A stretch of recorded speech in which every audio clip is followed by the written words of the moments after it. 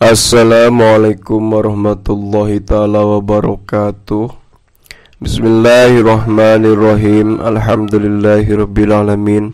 Wassalatu wassalamu wal barakatuh ala sayyidil mursalin Sayyidina Muhammadin wa ala alihi wa sahbihi wa ummatihi ajma'in.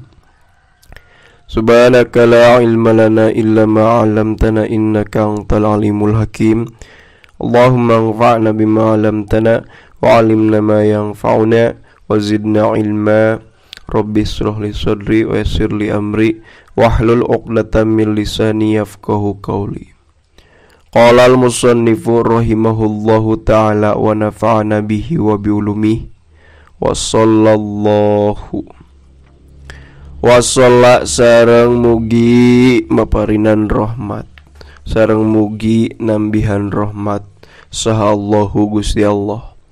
Aizada tegesna mugi nambihan hu ka Kangjeng Nabi saha Allahu Gusti Allah atfan kana kasih sayang wa ta'dziman sareng kana ngagungkeun.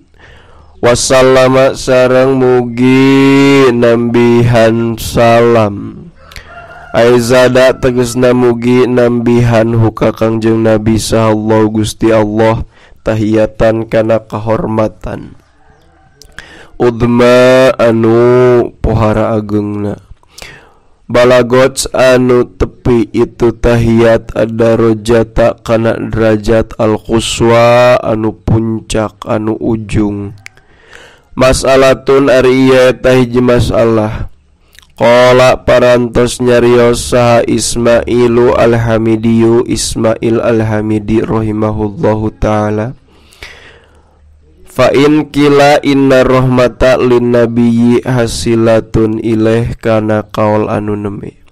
Fa in kila mangka upami dicarioskeun naon inna rahmata sayaktosna rahmat lin nabiyyi ka Kangjeng Nabi hasilatun eta anu hasil nutos aya. Fatolabuha mangka ari nyuprih kana itu rahmat tahsilul hasili eta ngahasilkeun perkara anu geus hasil. Fal jawabu mangka ari jawabna annal maksuda eta sayaktosna anu dimaksud bisolatina ku ngaoskeun sholawat urang sadaya alaihi ka Kangjeng Nabi tolabu rahmatin eta nyuprih kana rahmat lam takun nu teu acan aya itu rahmat di Kangjeng Nabi. Fa innahu karna saektosna kalakuan sareng tingkah maeta teu aya min waktin tina waktu ila wahunaka kecuali eta tetep dina itu waktu rahmatun ari rahmat lam tahsol anu teu acan hasil itu rahmat lahu kanggo Kangjeng Nabi. Fala yazalu mangka teu liren-liren Kangjeng Nabi yataraqqa eta naik Kangjeng Nabi fil kamalati dina pirang-pirang kasampurnaan ilama dugi kana derajat la nihayata nu teu aya ujungna lahu eta tetep pikeun Kangjeng Nabi. Fa janten cenah lamun dicarioskeun engko Kangjeng Nabi mah entos dirahmat ku Allah naon make kudu maca sholawat atuh ari kitu mah ngahasilkeun perkara anu geus hasil. Mun ceuk basa qaut mah ngajarkeun ngojai ka naon ka lauk tau ka meri. Tah jawabna teh ari rahmat Allah makan teu eureun-eureun tiap waktu ge aya. Kumargi sakitu tatkala urang maca sholawat ka Kangjeng Nabi teh urang teh ngadoakeun kana rahmat nu teu acan aya di Kangjeng Nabi sabab tiap waktu ge aya rahmat teh. Tah kumargi sakitu Kangjeng Nabi teh bakal terus naik dina naon dina kasampurnaanana kitu. Intina mah rahmat Allah mah henteu terbatas gitu. Fahuwa mangka ari Kangjeng Nabi yantafi'u eta bakal ngalap manfaat Kangjeng Nabi bisolatina ku aosan sholawat urang sadaya alaihi ka Kangjeng Nabi ala sohihi barina tetep netepan atas kaol anu sohe. Lakin layan bagi tatapina henteu peryogi henteu kedah naon ayak sida yen ngamaksud saha al musolli jalma anu maca sholawat zalika kana itu yantapiu bisolatina. Jadi nganiatan nekadkeun bahwa urang teh baca sholawat teh rek mere manfaat ka Kangjeng Nabi tah teu kudu kitu cenah teu sopan colonos. Balyak sidu balik tangga maksud si jalma atau balyak sida balik tangga maksud si jalma atawa sula kana nyuprih cukang lantaran milarian perantara ila robbihi menuju ka pangerana itu si jalma atau si musolli finaili maksudihi dina ngaraih kana anu dimaksud ku si musolli. Walaya juzu sareng tekenging non adu'au ngaduakeun li nabiyyi ka Kangjeng Nabi sallallahu alaihi wa alihi wasallam bighairil waridi kalawan make doa anu henteu kawarid karohimahullahu sapertoskeun lapad rohimahullah doa rohimahullah. Balil munasibu balik tak ngange doa anu pantes. Walaiku sareng ari anu layak doa anu layak fi hakil anbiya'i di hakna para nabi adu'a'u eta ngaduakeun bisolati ku salat wassalami sareng ku salam. Wa sareng ari anu layak takdirna walaiku fi haqqi sahabati di hakna para sahabat wa tabi'ina sareng para tabi'in wal auliya'i sareng para wali wal masayikhi sareng para masayikh para sesepuh bitarodi eta tetep ku taroddi nyuprih ridho alias kulapad radhiyallahu ta'alaan. Wa sareng ari doa anu layak fi haqqi ghairihim di hakna salianti anbiya tabiin sahabat aulia masayih yakfi eta cukup naon ayu doain doa anu manabai kana anu kabuktosan itu doa.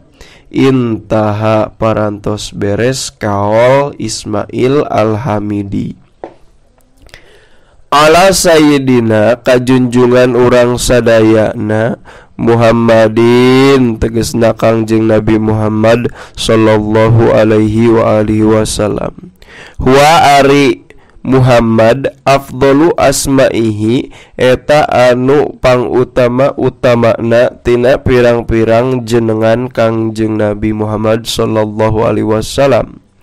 Wal musammi sareng ari anu nganamian lahu ka Kangjeng Nabi bidzalika ku Muhammad jadduhu eta kakekna Kangjeng Nabi Abdul Muttalibi tegasna Abdul Muttalib fi sabi'i wiladatihi dina dintenan katujuh tina kelahirana Kangjeng Nabi limauti abihi karena tos pupus ramakna Kangjeng Nabi qoblaha dina satu acana.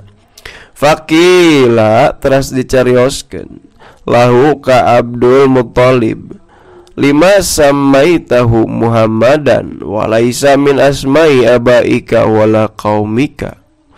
Pertanyaan anu neme lima karena naon samaita geus nganamian anjeun Abdul Muttalib hu ka Kangjeng Nabi Muhammadan ku jenengan Muhammad walaisa barina teu aya itu Muhammad min asma'i abaika eta tetep tina pirang-pirang ngaran pirang-pirang nenek moyang anjeun wala qaumika jeung lain ngaran kaum anjeun Faqala teras ngawaler Abdul Muthalib, rajautu ayyuh mada fis samai wal ard.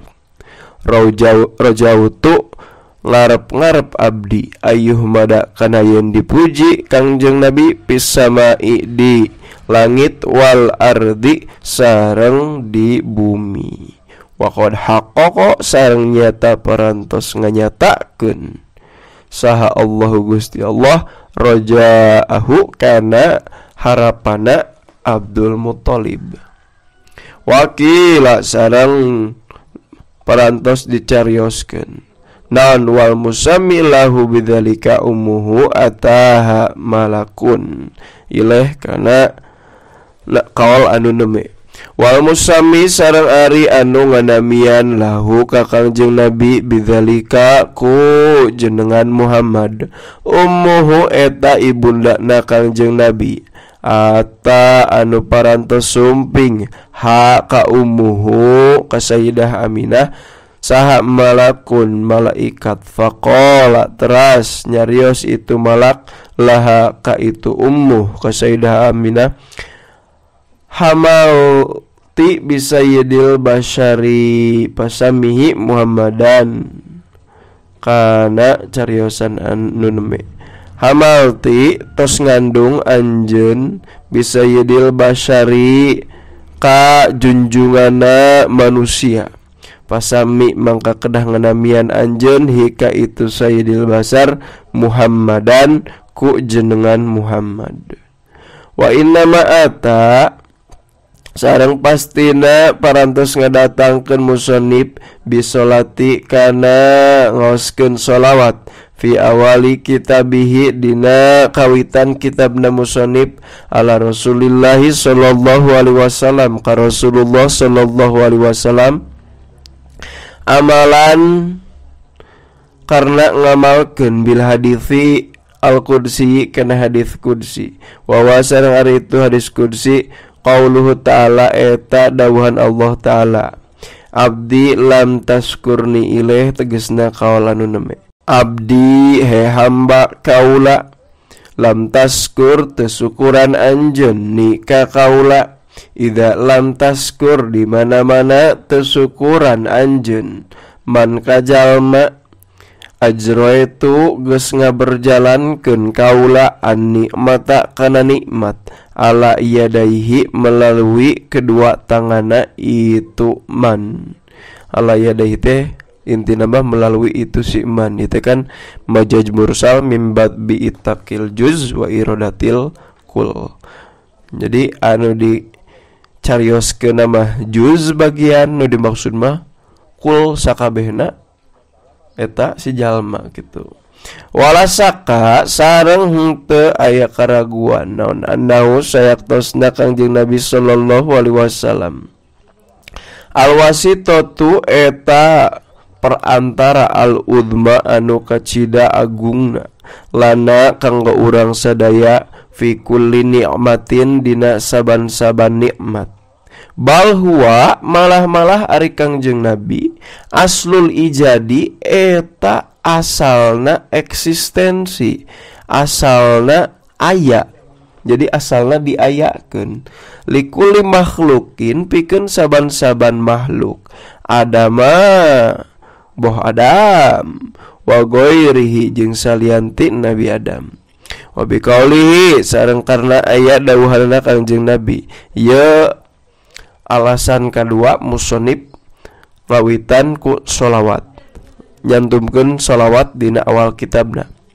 Wa biqaulihi sareng ku sabab aya dawuhan Kangjeng Nabi sallallahu alaihi wasallam man shalla alayya fi kitabin ilaih tegasna kaul anu neme man arisa sajalma sholla eta sholat maca sholawat itu siman alaya ka abdi fi kitabin dina hiji kitab lam tazal te liren-liren sal malaikatu malaikat tu sholli eta maca sholawat itu malaikat alaihi ka itu siman sholla madama sepanjang aya naon ismi nami abdi fi dzalikal kitabi dina itu kitab. Qala parantos nyarios sa Abdul Muti al Asamlawi anu bangsa Samlawi fi makna hadal hadithi dina ngamaknaan ieu hadis. Aiman tegasna ari sajalma kataba eta nuliskeun itu si man as-sholata kana sholawat wa sholat jeung maca sholawat itu si man al qira'a atawa maca itu si man as-sholata kana sholawat al marsumata anu ditulis fi ta'lifi hafilin dina karangan anu pinuh artina karangan anu loba meulekeun kitab muncul urang mah aw risalatin atawa risalah ibarat makalah artikel atawa esai nya risalah mah lam tazal maka teureun-eureun sal malaikatu malaikat tad'u eta ngadoakeun itu malaikat lahu ka itu siman bil barokati kalawan kaberkahan aw tastagfiru atawa maca istighfar itu malaikat minta hampura itu malaikat lahu pikeun itu siman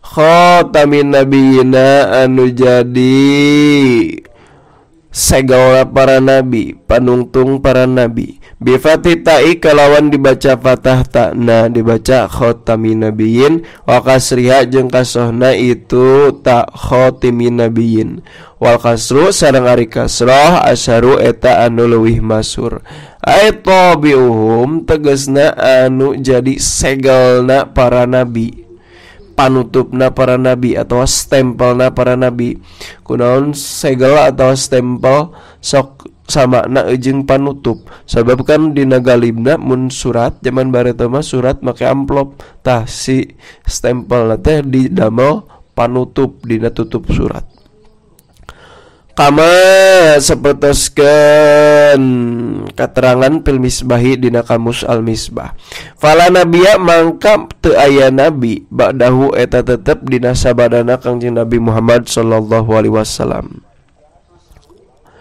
fahuwa mangka ari Kangjeng Nabi akhiruhum eta anu akhir ti itu para anbiya fil wujudi dina ayana bi'tibari jismihi kalawan ngareken kana jisimna Kangjeng Nabi tubuhna Kangjeng Nabi fil khariji dina alam luar.